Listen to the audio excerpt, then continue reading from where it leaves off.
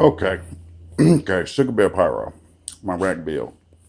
Went down to Home Depot and 22 bucks. I'm gonna get 8 racks out of this. Maybe 6.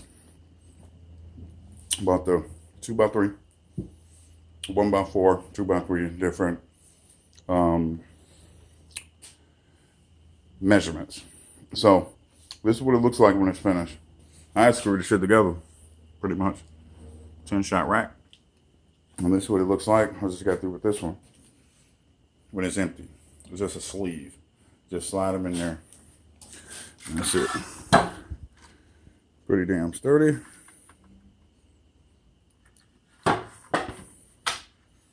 Just want to direct mortars down in there. Whether it's fiberglass, cardboard, or HDP. HDP 11, which I run with now. I've always had these, but I ain't always used them. Which I got the strong cardboard ones over there. But Home Depot special. Got the 10-shot rack bill. One empty. And you know what? 4 to each one. 1, 2. Probably get 4 more out of there. But my HDP order from Pyro Boom. Right here.